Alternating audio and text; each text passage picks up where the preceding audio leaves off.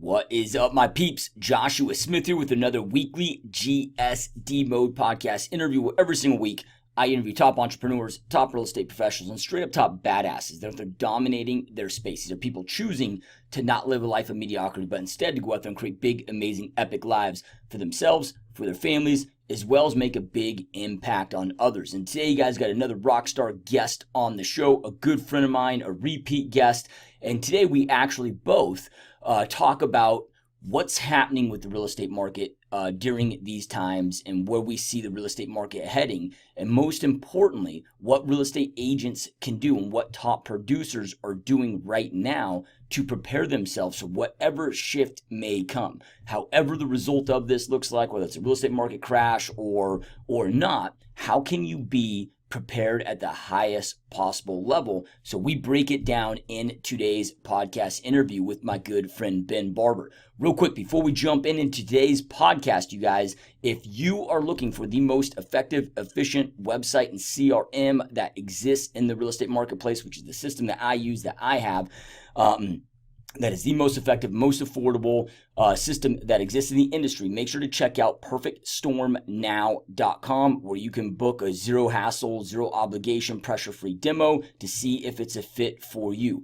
Also, if you love these podcasts and if you are a real estate agent that loves to go out there and gain your knowledge base, make sure to check out 41 Tips with joshuasmith.com. These are 41 weeks of free in-depth coaching tips delivered to your email box each and every single week, written by me personally. None of this stuff is theory. These are things that I do inside my real estate business that have helped me make millions of dollars and become one of the top team leaders and real estate agents on the planet. And there's nothing being sold, 100% free, just like these podcasts, you guys. It's just these exist to deliver you the right information to go out there and kick ass in your real estate business. So again, 41 Tips with joshuasmith.com. All right, you guys, we will see you inside this podcast interview. Ben, my man, what's up, brother? So stoked to have you back for round number 2, dude. Man, thanks for having me back. I'm excited. I appreciate it. Yeah, no, man, I always, love having you on the podcast, but then also, we've become such great friends and even business partners in certain ventures. And, Yeah. You're just one of these guys that studies markets, knows numbers, and plus with the combination of your expertise now of building this really successful real estate team, combined with your previous experience of being one of the top asset managers in the whole entire country, during the Great Recession. Yeah. The expertise and knowledge that you have, dude, is just so tremendous. And, I wanted to have you back on the podcast, especially during these times, dude. I've been interviewing a lot of top agents lately about like what they're doing for their buyers and sellers, right, to overcome, the fear and so forth and keeping business moving forward during the coronavirus, pandemic that's taking place, and, how they're adapting to things like virtual open houses and so forth. So I've been doing a lot of that, but I was excited to get you back on the podcast, dude, so we could go deep into, because what we don't hear a lot of people talking about right now is planning for the economic implications that this is having. And I don't think people are really prepared for the potential severity of this. None of us have a crystal ball, right? But just the writings on the wall that, hope for the best, plan for the worst. And hopefully we recover really quickly, but there's also a great chance that things could get pretty gnarly. Yeah, it's amazing that almost overnight, we created such a different environment where there was some writing on the wall going into 2008, 2009. You could see that, right? We talked about how when not the outsourcers so much, but when the lenders started relaxing their guidelines so significantly, it was just creating a problem because you had unvetted buyers. Now we went into a completely different scenario where overnight we just cut the workforce out. I think that's the scariest thing, that obviously we want everybody to be safe. We want families to be safe. We want to be healthy. We just cut out 10 million workers. And a lot of those workers that we cut out, at least the way that I've seen it, is that next generation of buyer that's coming through. It's like 34% of the market is supposed to be millennials who are already having a hard time saving up for the down payment, right? I think the stat was, it was like 73% of millennials have put off buying a home from 2 to 5 years just because they're trying to save up for the down payment because of rising student loan debt and auto loans. And now we just took out their income for who knows how long. if that job even exists when they go back. I think that's the challenge there. Could we restart? Absolutely, we could. But is that job going to be there? Because not a lot of these small businesses have the assets to really ride this thing out, and we don't know how long it's going to be too. Like, that's a challenge. So yeah, that's scary. Yeah, and with these uncharted waters that we're all experiencing, I mean, I know you and I are getting hit up, dozens of times a day each of, well, what's going to happen? What's your best prediction? And my response is always, I have no freaking clue. Right. Right. But then, I have also an extreme sense of calmness about this as well. Right. Where I don't have fear of the future. And I think a big part of that being is, look, I think just age, experience, you've been around the block, you manage and grow a business through a couple of recessions and so forth, but also, one thing that I know you and we talk a lot about is making sure we're very versed in our skill sets. Mm-hmm. And I think that this is really important for real estate agents to understand and know, and this is something that you and I repeat all the time, but there's no such thing as a good or bad market. Right.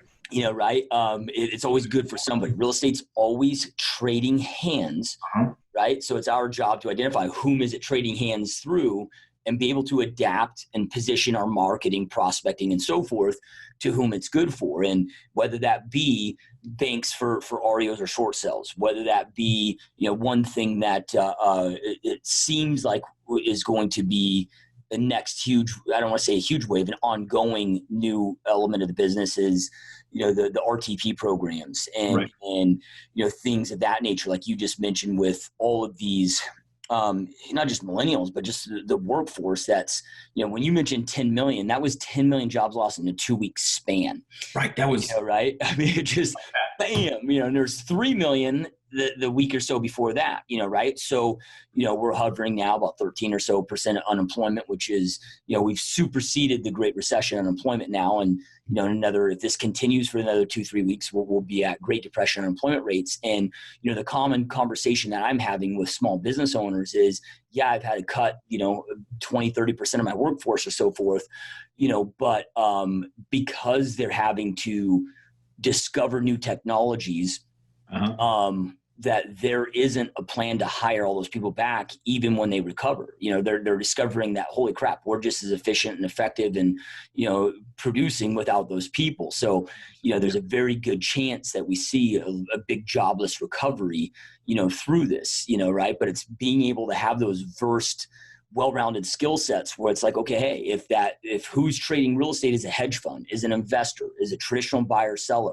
right? Is REOs, is distressed properties, is lease purchase options, right? Like, no matter what, you're able to adapt to them because you've continued to add those skill sets to your life.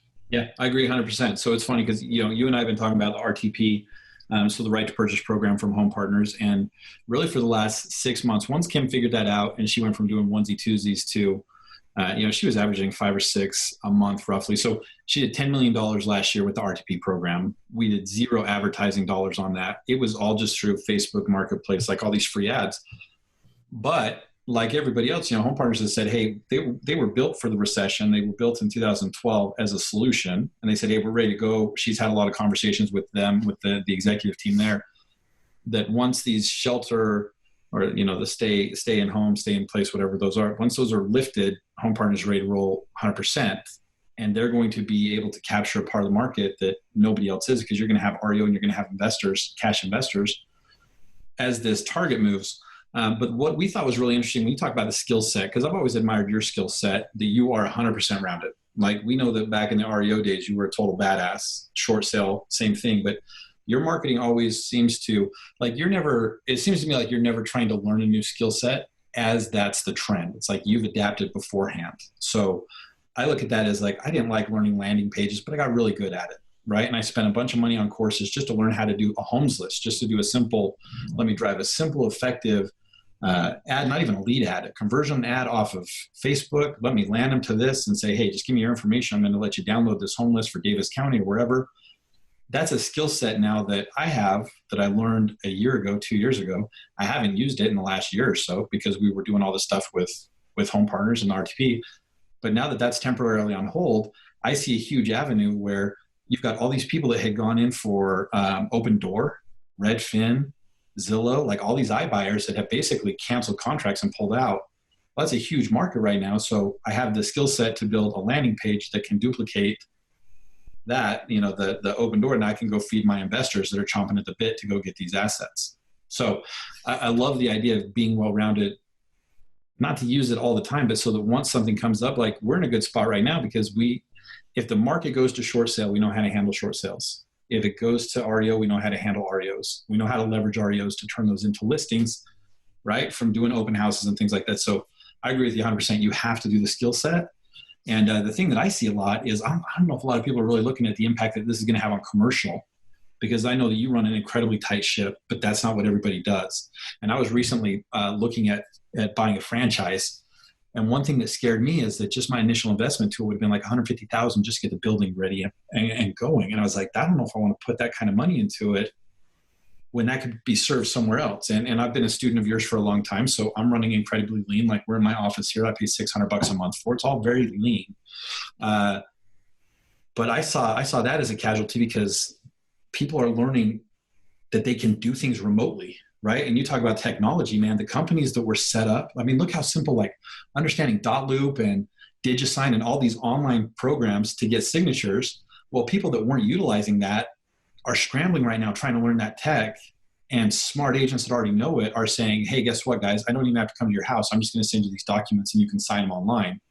I'm going to do this Zoom meeting or whatever to actually go in and advertise the property. And then we're doing 3D home tours. So nobody even has to go in the home. It's a whole 3D map. They just walk right through it. So yeah, I agree with you. The tech stuff is going to shine. People are going to get lean. And once they get lean, they're not going to fatten back up after this. I don't think so. That's what I see. I worry about if they, like you said it with the unemployment, it's higher. It's higher than it was in 2010. 2010 was like 9% unemployment. And like you said, we were 13%. Because yeah, my 10 million was based on 2 weeks after this all happened. Yeah. 24% was the Great Depression. And that's a huge casualty. So if these businesses don't start hiring, or a company now goes and says, hey, I can run with less employees, be more profitable, and I don't have to have this overhead of this building and cleaning and utilities and things like that, like commercial could take a big hit. And it just came out of nowhere, so. Yeah, I'm really curious to get your thoughts on this. And look, I mean, I talked to you multiple times a week, so we've already talked privately a little bit about this, right. But I want to see if you have updated thoughts, but also so that you can share your thoughts with our listener base here. Because the climate right now is vastly different than 2008, right? Meaning what led us into the 2008 real estate market crash. And there was a lot of variables, but one of the biggest variables is we had a massive oversupply of rooftops, of real estate, right? And this is speaking to more residential real estate, where I think we're going to be at a very massive oversupply of commercial real estate very soon here, because business owners can't hang on, and the CARES Act. I talked to my first person today that actually got their payroll protection plan loan approved through the SBA, right? And not that those things, aren't going to probably be pushed through, but it's just taking time, and most business owners don't have time to hold on. But now we're in a situation with a massive undersupply. Before we had way oversupply, now we have way undersupply, right? But even though we have that undersupply, with unemployment rising to maybe even above Great Depression levels, if this quarantine continues for the next 30 to 60 days, which every sign points to yes of that being true. Do you see distressed properties? I'm getting asked every day, should I start marketing for short sales? Should I start marketing for REOs? Do you think that there is a likelihood of seeing distressed properties, even though that we might still have an undersupply of real estate? Yeah, I think that's a great question. I think one thing you pointed out this to me the other day, basically the unemployment numbers that we have right now aren't the real numbers, because we saw people waiting to process through because we kind of overload that system, right? And what were you saying? Something like 18%. Like we show 13% unemployment, but we're really at like 18%, right?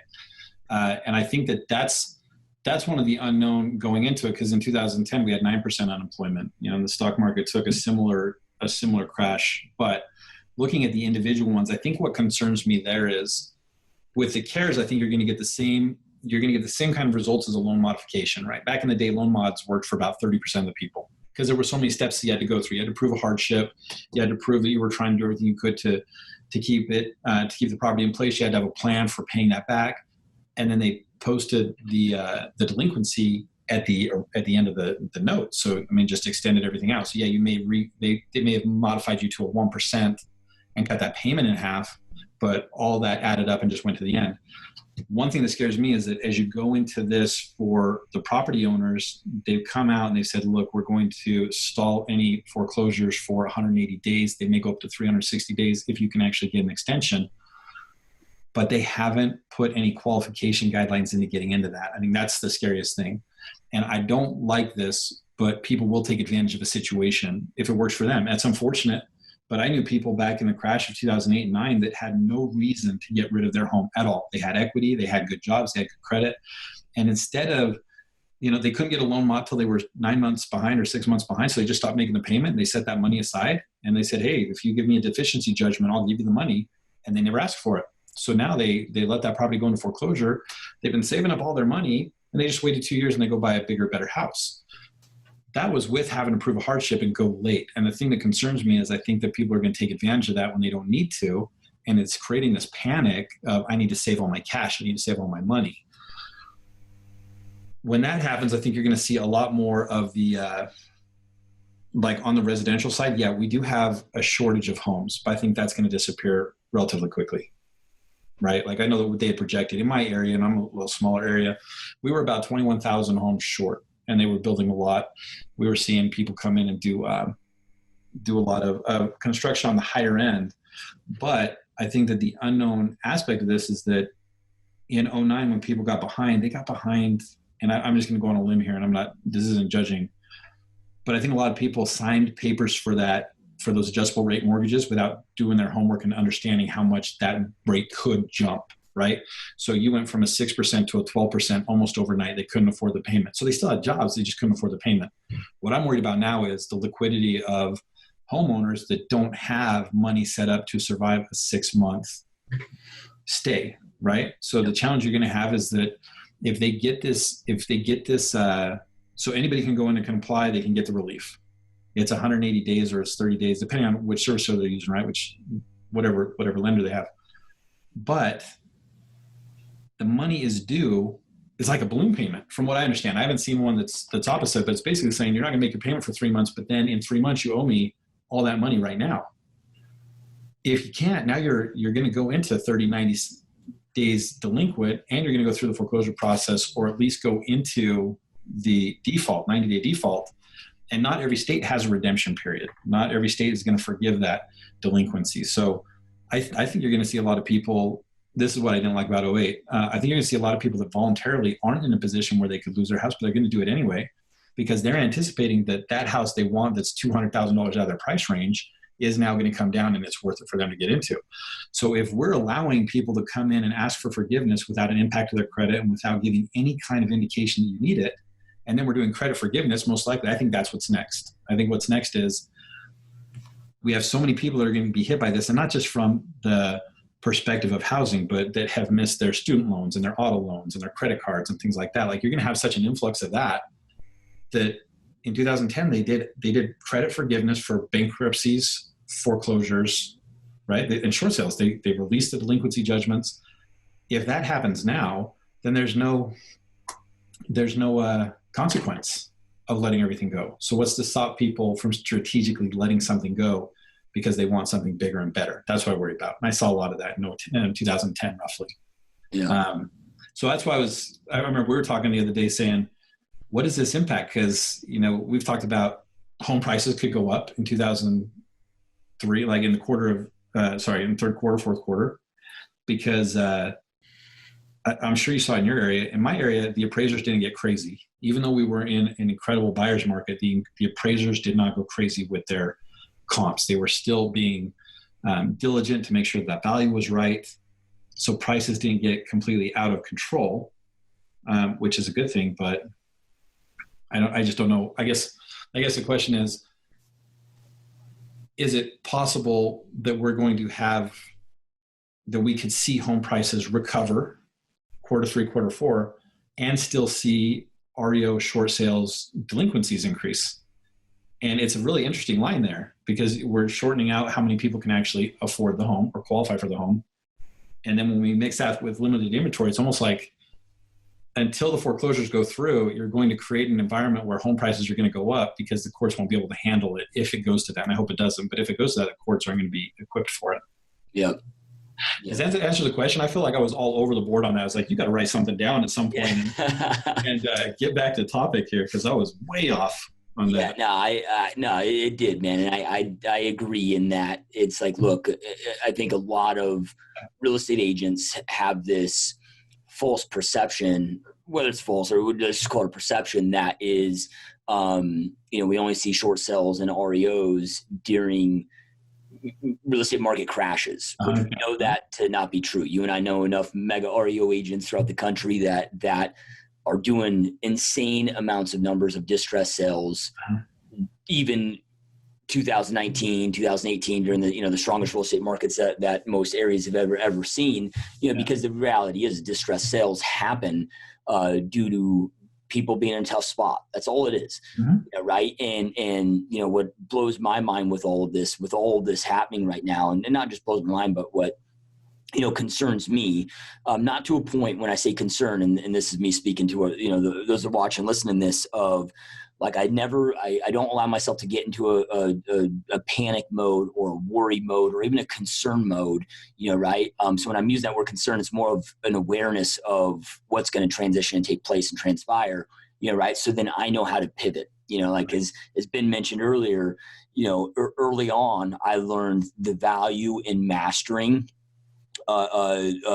marketing, right? Like mastering marketing strategy, because my marketing strategy, whether that's applied to an asset manager, right, whether it's applied to short sales, whether it's applied to traditional buyers and sellers, hedge funds, whatever, marketing strategy is marketing strategy, right? It's just, I just have to position my messaging and, who the eyeballs I'm targeting that to based on what's taking place in the marketplace, because real estate's always going to trade hands, right? So yeah. And for the first time ever, we're seeing these huge institutions like Blackstone being the juggernaut, these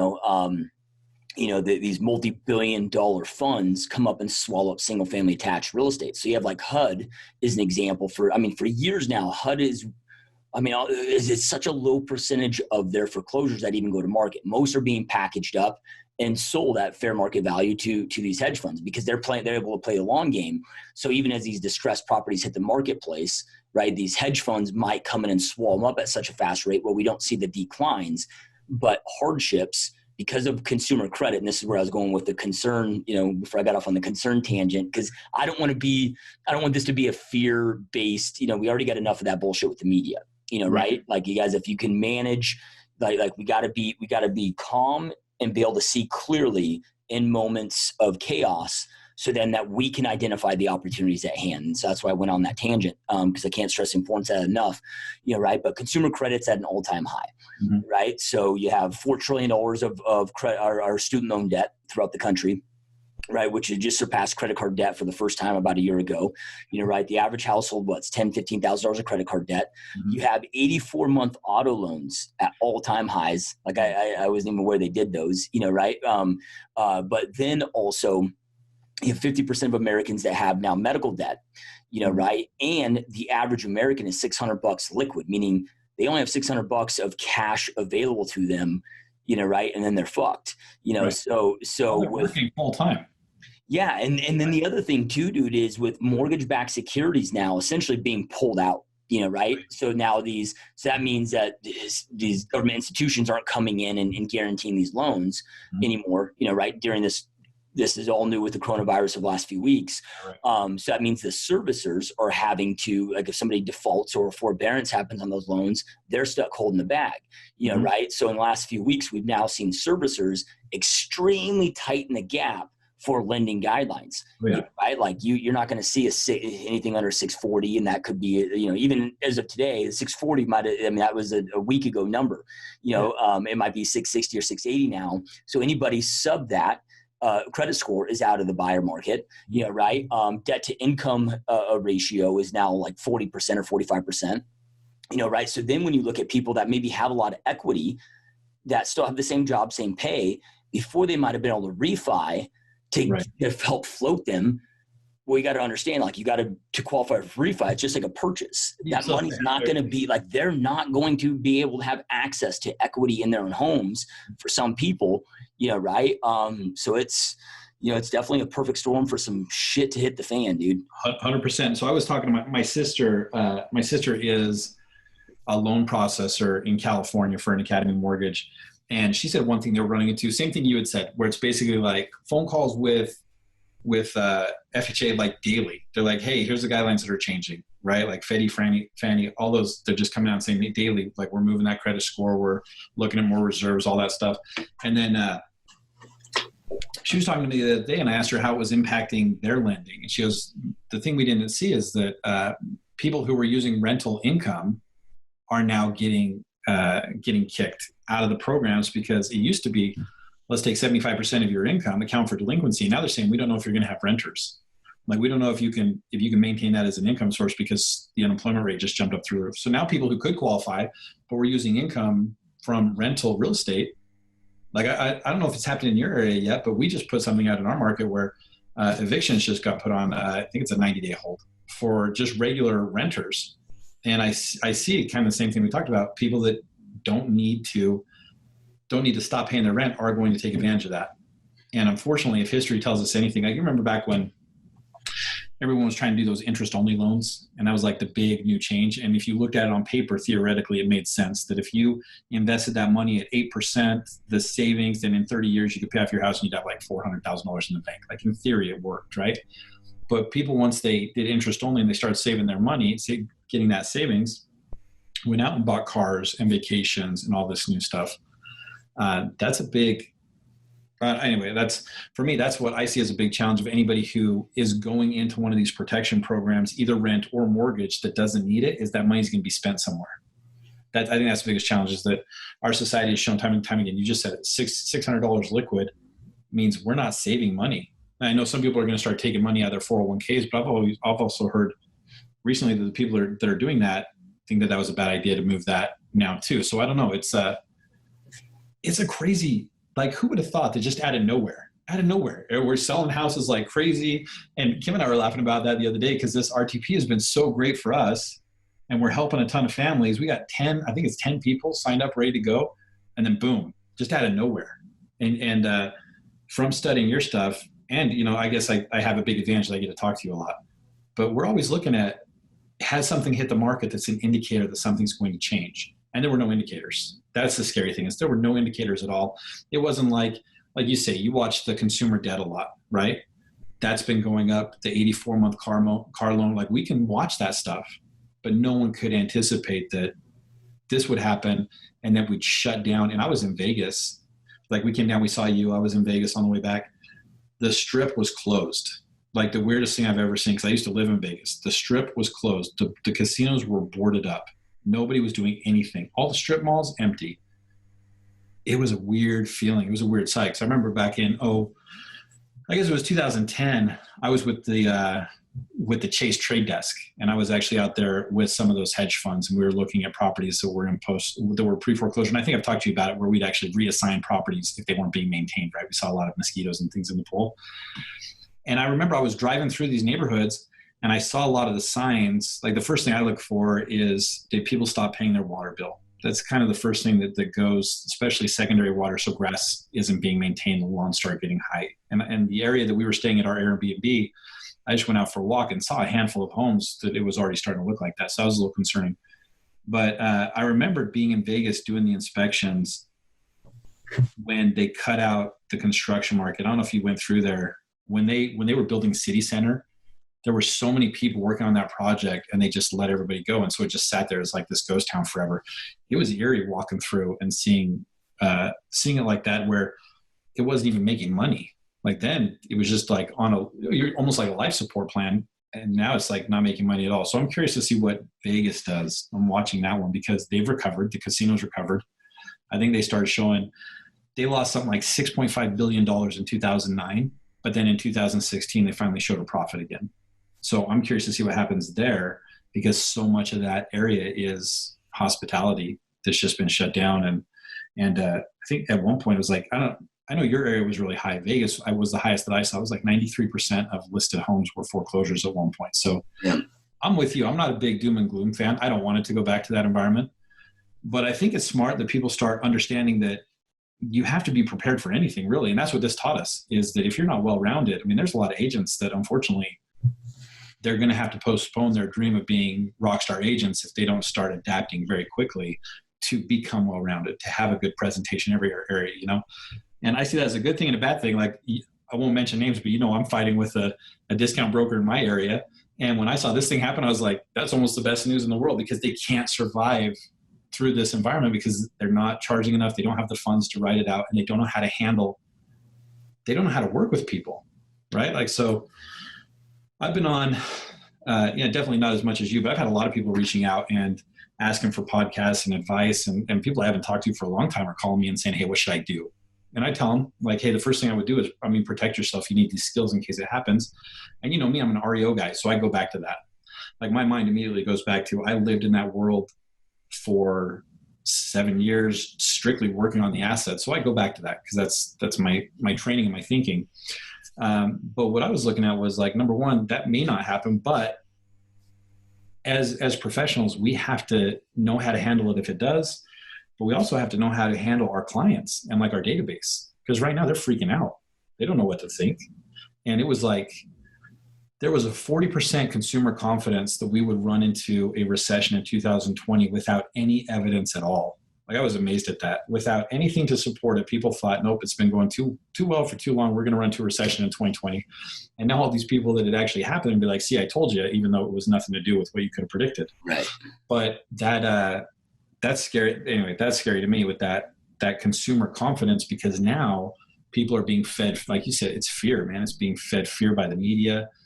And not even fear, because some of these are real, like this 10 million, I'm stuck on 10 million because that's the number I saw, but the 13% unemployment rate, that's a real thing. That's scary. People losing their jobs, that's scary. Businesses shutting down, that's a real thing. That's scary. So when I've been talking to people, I've been saying, look, even if you don't go the REO route, even if you don't go short sales, you have to know the process enough that you can educate your sphere to go out and say, hey, look, guys, if you do happen to if you stop making your payment now, you have to understand that, like in Utah, we don't send you your notice of default until you're 90 days. We don't start foreclosure proceedings till 120 days. And even if that happens, it's going to take another 3 or 4 months just to get the foreclosure steps. So like, just by having that information and being that guide, it can solve a lot of fears, but I think it also positions you as the expert so that you can survive through this stuff. Yeah, it comes down to, and I know that we've said this a lot on podcasts and other trainings that we've done together, but it's,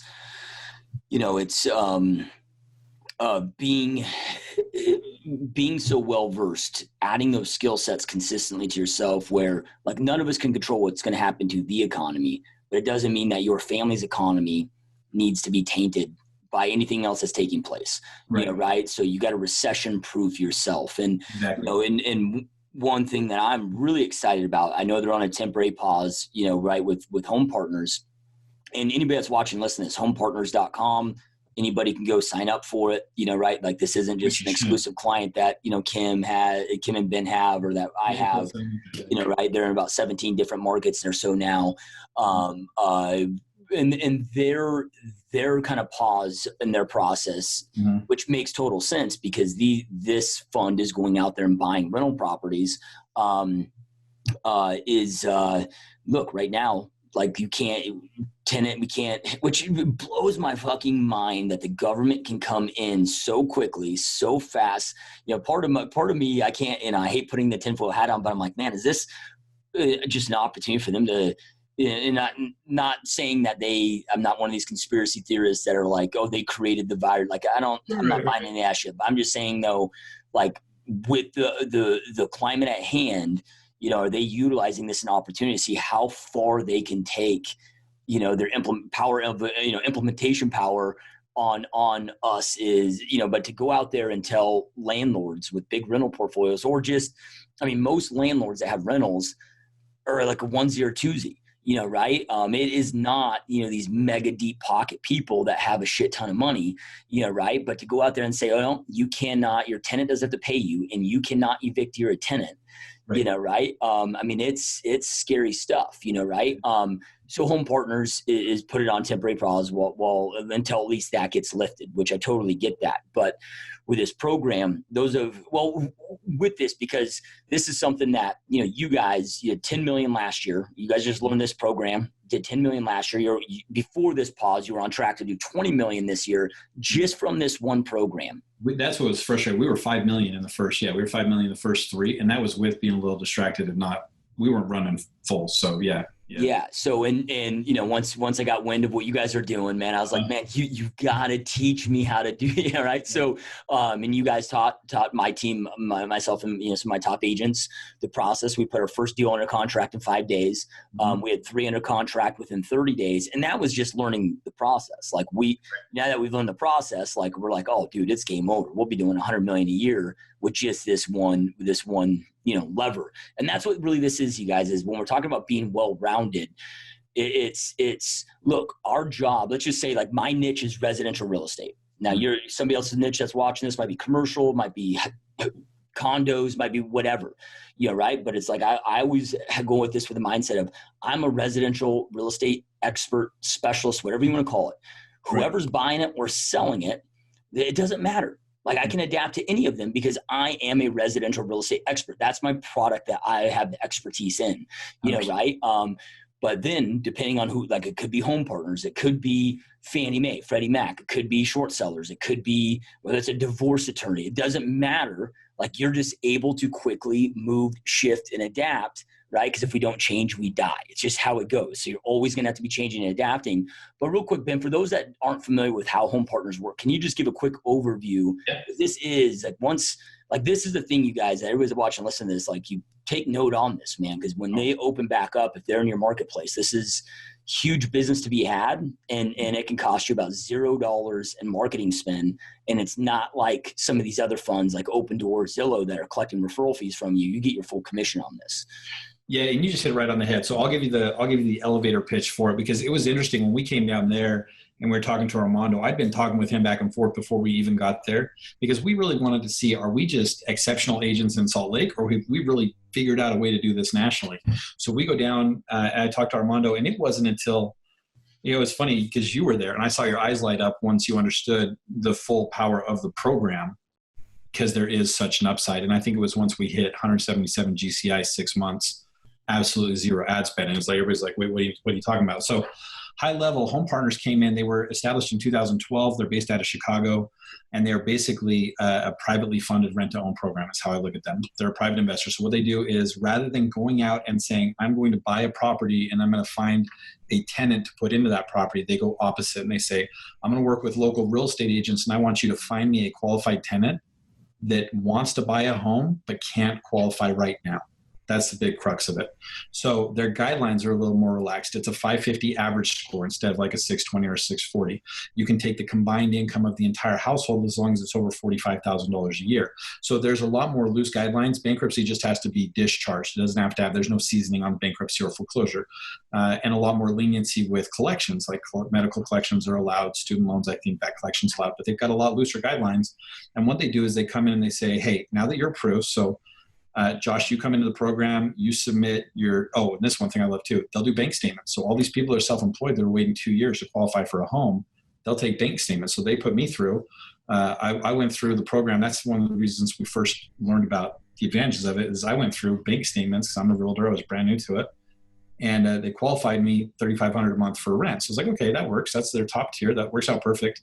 That rent equates to a purchase price. So as soon as a tenant is approved with Home Partners, they're then assigned to the agent to go out and find a home. The beauty is you're picking any home off the MLS. Home Partners buys it. You're the buyer's agent. You collect a full commission on it. So their strategy is really fourfold. Get approved with Home Partners for rent amount. The rent amount equals the purchase price. work with a home partner certified agent to find the home you like.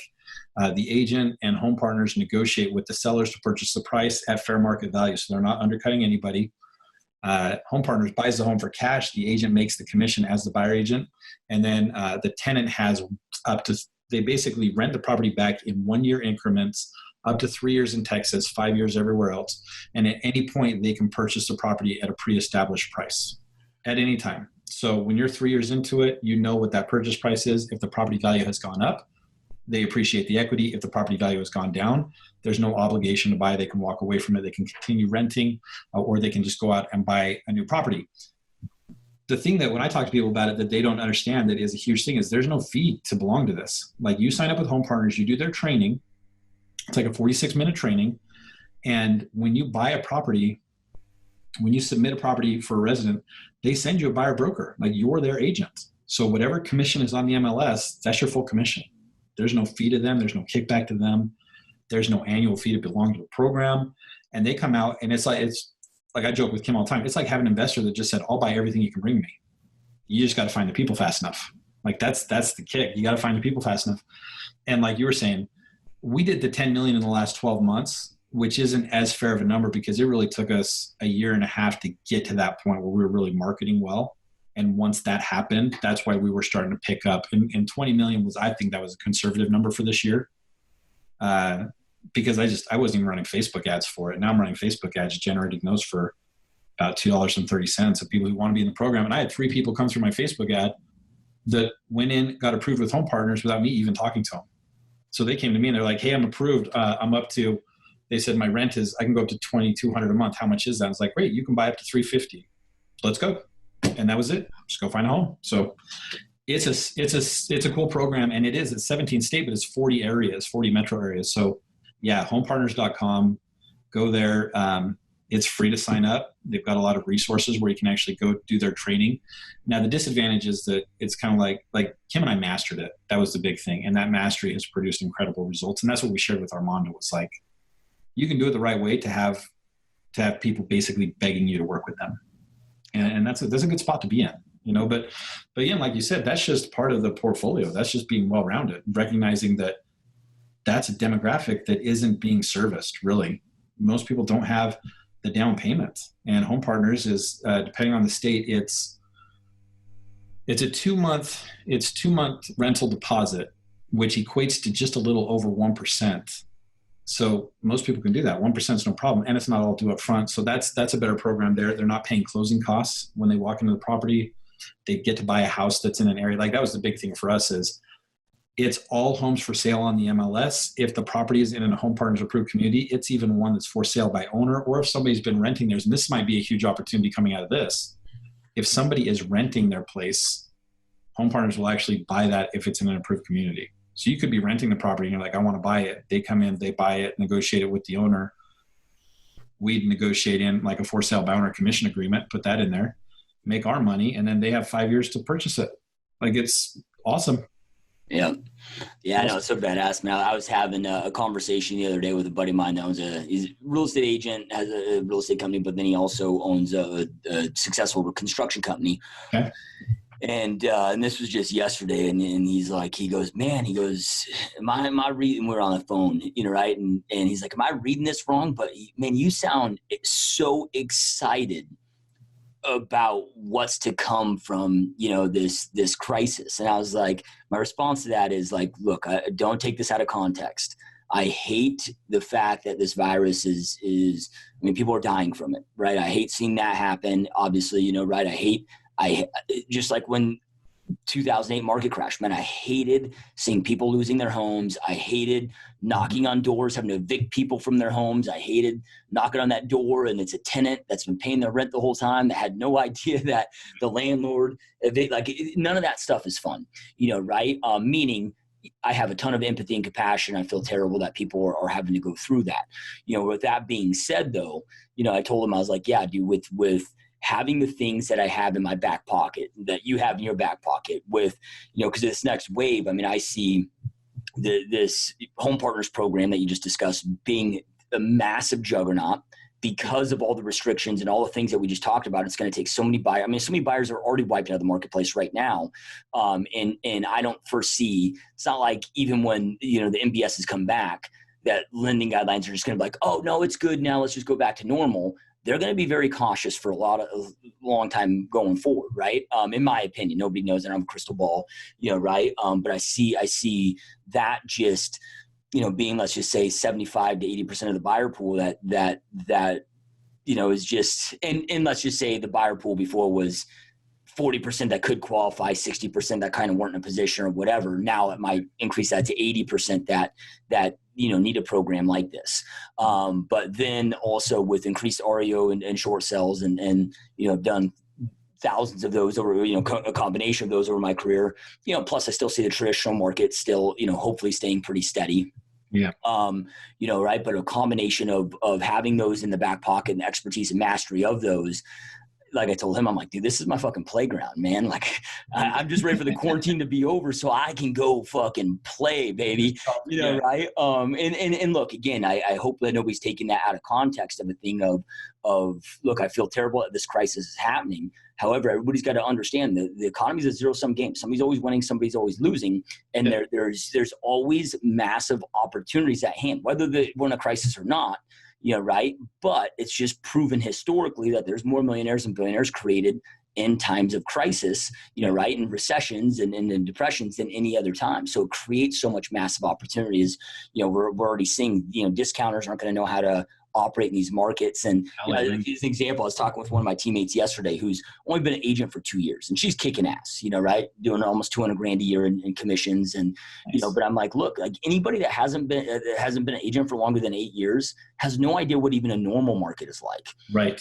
Right. Like a normal market is when your average listing is sitting on the market for 4 or 5 months and you're having to keep that seller engaged for 4 or 5 months and it's not selling in 3 or 4 days, or right, with multiple, like most people just don't know what even like what we just experienced for the last 8 years is not fucking normal.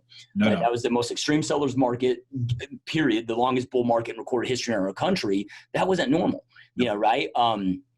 So of course we're going to see, just like we saw in 2007, 2008, discounters become non-existent because their models don't work, right? Kind of these flashy, shiny penny brokerages out there that pop up, right? They're not sustainable. Some of them might last, but there will be a lot of them that wipe out. Plus just the agent pool in general, right? Because you get to the point with the market correction where amateurs can't play in the game, dude. Like it gets to the point where there's only pros, and that's why, pros really shine during market corrections or even a normal market, because the wannabes can't make it, man. It's only those that are truly committed to this craft.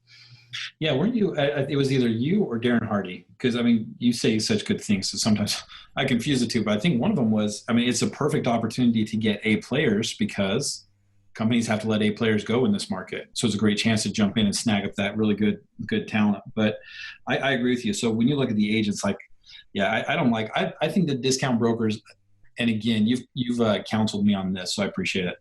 I used to look at it as just pure anger. I didn't like them. I didn't like the message that they were giving. I didn't like that they were trying to make it look like agents don't know what they're doing and selling a home is the easiest thing in the world. I hated all that.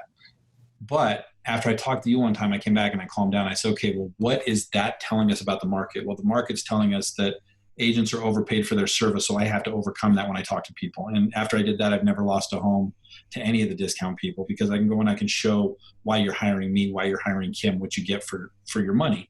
And I love that. But so I agree. Those are going to go, and I'm glad they're going, but I think they serve a point. And it was good strategy for us, because we worked with one person who was one of our first home partners clients, was an investor who Kim got into it basically by saying, look, I'll list your home for free. Let me just have a yard sign, because we were going through your course and we were doing mega open houses. And we're like, just give me your fully remodeled house and let me market the shit out of this thing. And I'm going to get so many buyers I don't even know what to do with.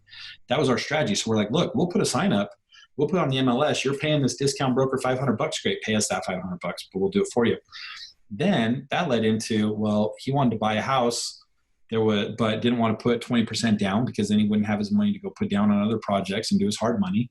But he wanted the kids to stay in a neighborhood, and there were no rentals available. So we put him into a home partners house, closed in 30 days. We made like $12,000 commission on it. And since that day, we've sold his homes to 2 or 3, maybe 4 home partners people. and everything that he gets comes to us. Every time I have somebody off market that's like, I want to unload my home, it needs updates, I reach right out to Nate, and he buys it. He's bought like 5 or 6 homes from us on these flips. So I mean, I love that aspect of it. But the challenge you have, and thanks for hanging in with me because I know I get off track. The average agent makes $41,000 last year, right? Like that's what the average one did in a great market, because so many people got in because it was so easy. And the threshold to get in to be a real estate agent, it's 120 hours in my area, 90 and some. You can get in while market's hot and still participate and enjoy that. But what we're going through, even if REO doesn't hit, is a changed landscape. And if you're not seasoned, if you don't know what you're doing, it's going to be a challenge.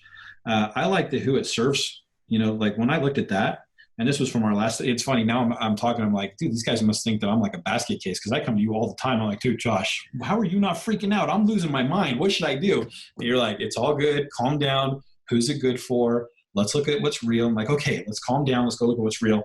And I start looking at the strategy we had when we were in REO, because the REO mindset, we talk about this in REO University, but the mindset with a lot of agents who aren't successful with REO is that they're doing something wrong. I'm kicking somebody out of their house. I'm displacing a family. And we have a module on there where we actually say, hey, you got to change your mindset, because you don't realize, it's unfortunate that they lost their house, but look at all these people that benefit from it, right? You've got the states that are now getting their code violations paid, or HOAs that are being brought current, water bills that are being paid. You have the prop pres companies that are out there taking care of that asset. You've got agents that are going to work. So you've got title companies that are going to work, and lenders that are going to work. You've got all these services that are making money off of this one asset. And that's how I see it, is that it's unfortunate, but I'm in the same boat as you are. I was like, man, we were kicking ass with a company that has hundreds of millions of dollars to buy these things, and nobody else has figured it out. Like the average home partner agent has closed 3 to 4 deals in their lifetime. And Kim did 25 in the last, I don't know, 7 months, 6 months, something like that. Yeah. Like I was super excited for it. And it's funny because I get on Facebook and I argue with some people about, I'm not a big conspiracy theorist, but I like to look at the facts. And it's in Utah, I was a little surprised that they declared a state of emergency when we had like 10 cases. Like that was surprising to me. And then to go to quarantine has been a surprise. But after talking to you, I came back and I said, okay, it's always going to be good for somebody. And then you just have to understand the rules. Like if this is our new environment, what are the rules of the game? And the rules are, know how to do virtual presentations, right? We have to just work within what we have. So it's funny, I see all your Iconics posters back there. I just bought the one today that says, if you can't change the cards you're dealt, change the way you play your hand. Yeah. That's exactly it. You can win a poker game with shitty cards if you know what you're doing, right? That's the environment we're in right now. So yeah, it's always good for somebody. It's hard to be like, I'm compassionate for people, but I'm also the same way as you, man. I was like, dude, out of nowhere, I love REO, and we created REO University with the anticipation that it's not going to be around for a long time. And then out of nowhere, it's like, boom, here we go. Everybody just got laid off. And I was like, that's unexpected, but it helps if you are a master at REO. I was like, and then the people that can't go that route, traditional financing just went out, and we mastered the right to purchase program from Home Partners in the nick of time. Like it's a good environment for us. So I've been arguing with people saying, I don't think you realize how, like, I'm not trying to be a dick, but you don't realize that this is a good market for me. So my arguing is not saying I'm losing money. I'm saying it's a great market for me. I'm just arguing other points. But since I talked to you, I've also done a lot less of that too, to where members of GSD Mode are reaching out to me. They're like, you still live? You're not posting anything. It's like, yeah, I know I'm not posting anything. I'm fine. Everything's fine. So. Yeah, no, it's, and, hopefully nobody, those of you watching and listening again to you guys, this isn't, Ben and I bragging about our skill sets, it's just understanding that there's always massive opportunities to be had, right? But again, we've got to think clearly, man, when chaos is taking place, our competitors are freaking out. Let me just give you an example, right?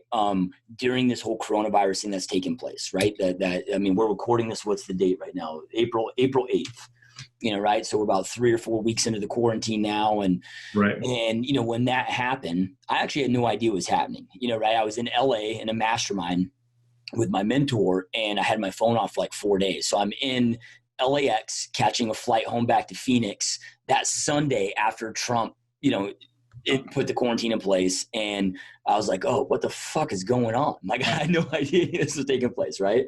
I thought that because I saw some posts for you, and I was like, I don't think Josh knows this. Yeah, I had no idea, dude. I was off the grid, baby.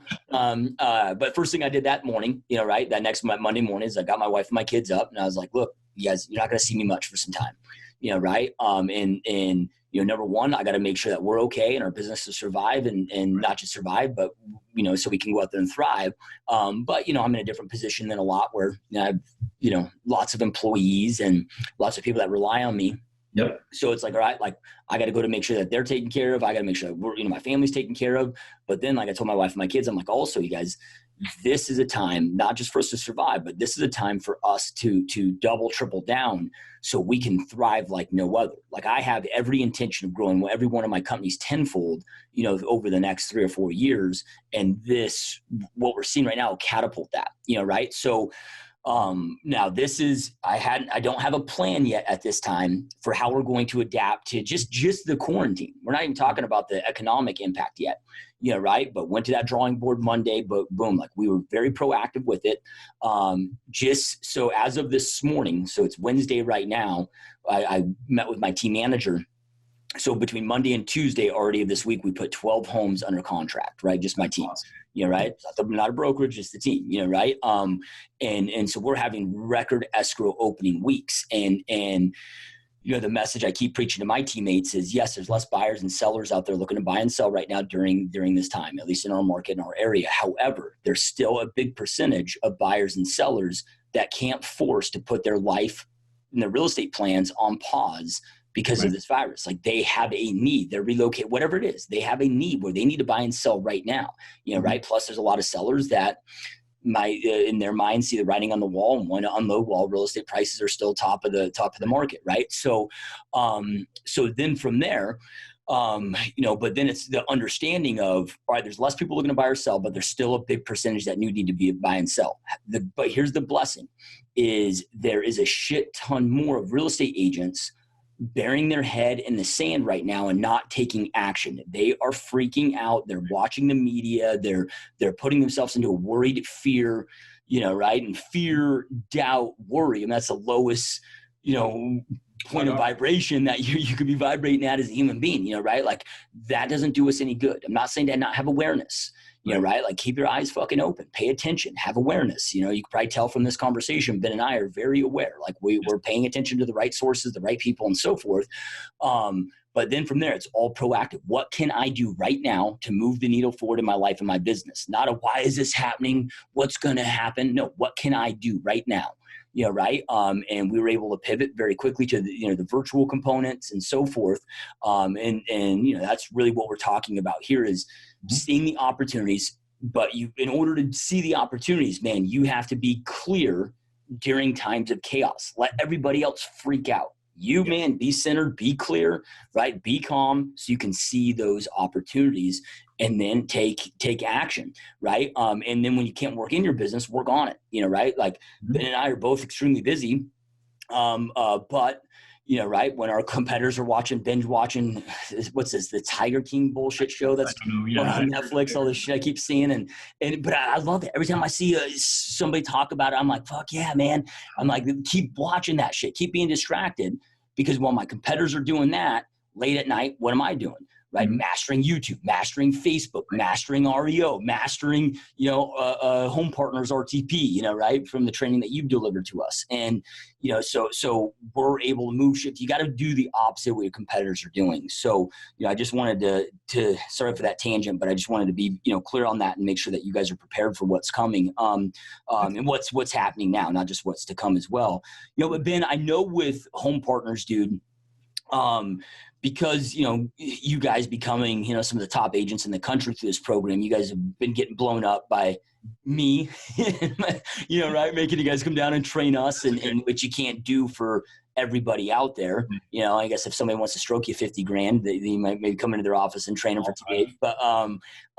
But you guys decided to create a training, which, I know as of right now, it's still in the works, but it should be available about 30 days or so.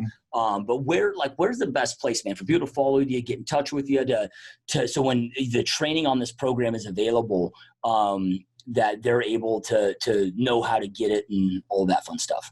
Yeah, I would say probably the best thing to do is let's have people go to rtpmastery.com, and I'll put a landing page together so that once they jump in there, they can at least get the sample videos of signing up with Home Partners. Because I do have like a bunch of those videos of system setup is done where it's like, hey, look, here's how you sign up with Home Partners. Here's how you verify that it's in your metro area, or here's how you select your metro area. Here's how you sign up with them. Here's access to their training. Their training is good, but it's just very vanilla, and it's not really tried in the market. So that's why we started creating our document, is to say, we're going to create programs. We're going to create a training program because there's stuff that if you're not aware of it, you're going to spin your wheels. And poor Kim spun her wheels for a long time. She basically disappeared from our business and just invested 6 months solid into mastering the Home Partner. So when we saw it, we had said, there's a great opportunity. I mean, you always want to look at opportunities. It's not a free program, right? I mean, so we'll give this away because that's 100% free. Great. Go sign up with Home Partners. But we had just saw that. We're like, there's a lot of areas. The program is so good. We had actually thought about going and getting our license in different states just so that we could just keep advertising it and feeding people. And then we started looking at our network, like looking at you and looking at Armando. We're like, we have a lot of people we really like. If we put a training program together, they can go profit from it as well, and we can profit from the training program. So win-win. But let's go to RTP Mastery. I'll have a funnel built so that people can get on the waiting list, but then also some information to go get started with Home Partners right now, so you're at least signed up and ready to go. Does that work?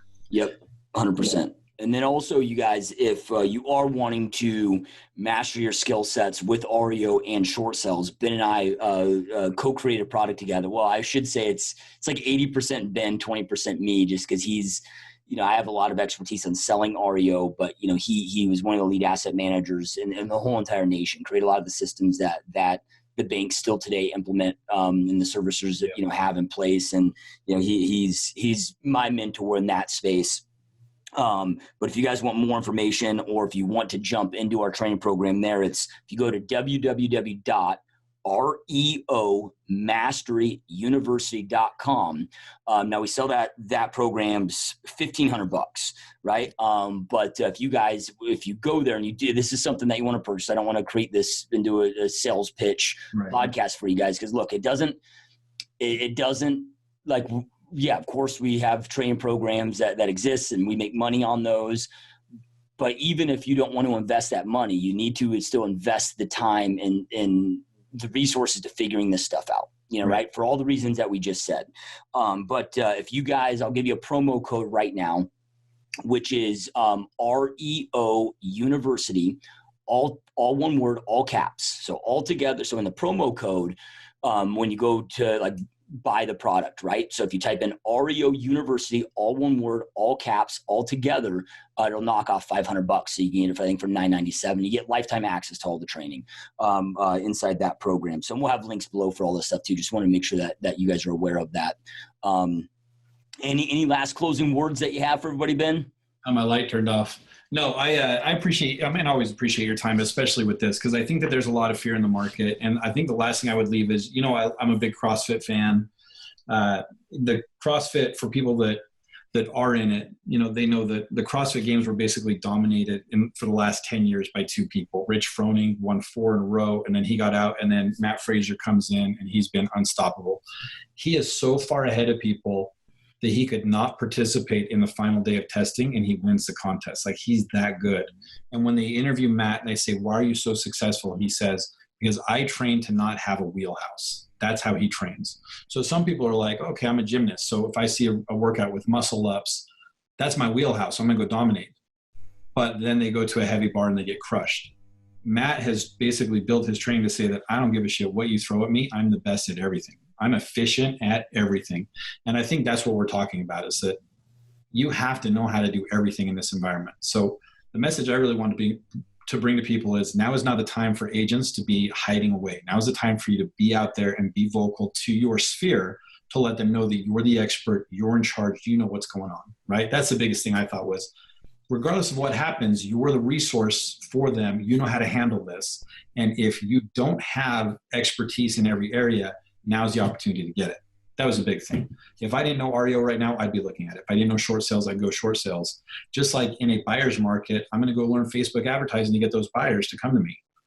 I think it's a good opportunity in this market. Like we had said, I sold cars for like 3 months a long time ago. And we always said that if somebody comes looking at cars in the rain, you should be the first person out there because they have to buy a car or else they wouldn't be out in that weather. I think when you started Facebook, wasn't it like 100-1 your Facebook leads to conversion? Something like that. It was a low number. And then over the years, it's gone up to where you have to actually attract more and more and more. That's because you were on the cusp of what was needed at that time. That number's going to come down significantly. So that's my advice. It's just, now's the time to look at your ship, and wherever there are holes, plug those. Get the training, get the experience, get the connections, get the partners, get the resources, but fix your ship so that you are recession proof, you're well-rounded, and then figure out how you can capitalize on it. Just like we've been talking about. It's not saying that we're not compassionate, because we are. It's just saying that at the end of the day, like, my responsibility is taking care of my family. I'm going to do that all day. So I make sure they're taken care of by looking at where are the holes. Once those are fixed, where are the opportunities? And I would just encourage everybody to do the same thing.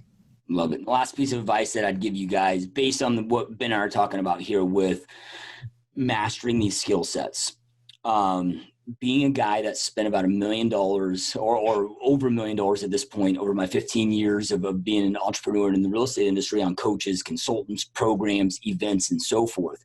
I can tell you right now, and this is from my personal experience, but I'll debate anybody to this to death, right. Right? I mean, win that debate, but you're not convincing me otherwise, right? Is that this mastery of these skill sets is not going to happen ever by hiring a one-on-one coach, right? In my opinion, one-on-one coaching is a waste of time and a waste of money, especially, like, go out there and get the right courses. A lot of agents are like, oh, I want the one-on-one coaching because of accountability. Right. Well, that's an obstacle that you must overcome. And you must then learn, like, your first objective before you do anything else is to learn how to become self-accountable, right? Which can be taught through a course. Number one, you'll save a shit ton of money, right? But then number two, like, for example, if I'm teaching you Facebook ads, I can't do that over a 30-minute or an hour session, one day a week over the phone, right? So you either hire a consultant, right? Which is the difference between a coach and a consultant. A coach is going to show up every week and just have a conversation with you. A consultant is going to help you actually implement and execute. So all the one-on-one that I do, and that's why I also charge a lot for that, so, I charge $60,000 a year for my one-on-one clients, but it's because I'm a consultant when I work with them, right? And I'm maxed out on that. There's no spaces available for one-on-one clients. I'm not trying to pitch you guys on that because I can't, I've got a long waiting list for that. So, but you got to go out there and take the right courses from the right people. And this isn't, look, just pretend like Ben and I don't have courses. Right. Like, this is me sharing this from a place of love and a place from the heart, not being a sales guy by any means, right?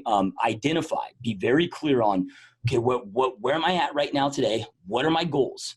Right. And then from there, identify what is my biggest current obstacle that I am facing, that if I could master this skill set and overcome this and be kicking ass at this, like the CrossFit guy, maybe it's front squats that he's weak. Well, he's going to go master that, right? And put all that time, attention, and energy to master that. And then bam, right? He's got that as a strength now, right? So identify that thing, right? And then put all your energy and attention, whether it's books, whether it's courses or whatever, into mastering that thing. And then once you've mastered it, right, now you're going to have another obstacle that's going to get you to the next level, right, and so forth. So get laser focused on that, but then go out there when I'm identifying a course that I'm taking, because I'm a big believer in courses, plus they're a hell of a lot less expensive. Like, a lot of the courses that I take, you guys, are on Udemy, udemy.com for and they're like $10-15. Yeah. Like, you can learn how to code your own apps for like $99 or like less than, on that. There's not much that you can't learn. Really short videos. Where, I could go invest $1,000 in this course, or I could go dump $20,000 on a one-on-one coach that they couldn't teach me what was in that course, right? Because you need a specialist, right? So, like, all the one-on-one coaches, especially in the real estate niche that I've had, are very, kind of, how do I want to put this? They don't, it's not a mastery of a very skill set. It's kind of a very plain vanilla, overall fundamental, style thing. So I want to master this skill set, but I want to then identify, like, I'm only going to take advice from. So I'm going to do my research, do my due diligence, and who is a badass that has mastered the skill set, that has personally done it themselves and currently doing it today. And that's who I'm going to learn from. And you guys, it's very dangerous, man. If you go into Barnes & Noble, 90% of the books on those bookshelves were not written by the people that created the success in the business. It's written by an observer that is just writing a book about the person that created success. And not to say that there's not some good nuggets in there, but it's very one-sided. You don't see, right, the struggles and so forth, and you don't get the full story like if it was written from the person that actually created that success, right? So be very diligent on that and be very intentional with how you're doing your self-development to master these skill sets. So you don't have to waste, I've spent over $1 million, but I'd say about 900 grand of that's been waste. I should have another $900,000 in my pocket right now, if I would have known and applied this advice that I'm giving you guys today. Smart. So with all that being said, you guys, as always, I end every podcast with this, but information without implementation is truly just the start of delusion. Information isn't power. It is taking that information, executing on it at a very high level that gives you the power to create the life that you know you want and deserve. And Ben and I shared so many amazing pieces of advice with you guys today. Make sure to take something that you learn, go out there and take immediate action on it so you can go out there and create the life that you know you want and deserve. And Ben, man, I know how valuable your time is. And I appreciate you taking time out of your busy day to be here, dude. This has been a lot of fun, brother. Back at you, man. I always appreciate talking to you, and thanks for letting me come on. And it's nice being able to just come on and just riff on a lot of things because it's nice just having a topic. There's a lot of stuff out there. You've been a great leader, not just for myself, but just for a massive amount of people. And so thank you for letting me share this space with you and everybody. Yeah, just grateful to be here and grateful for your service, and keep kicking ass, man. Go learn something. Just dial it in, right? Yeah. Cool, brother. My friend. Well, it's an honor, dude. And those watching and listen, thank you as always for all your support. Keep up the amazing work. Keep kicking ass, and we'll see you next time. Peace.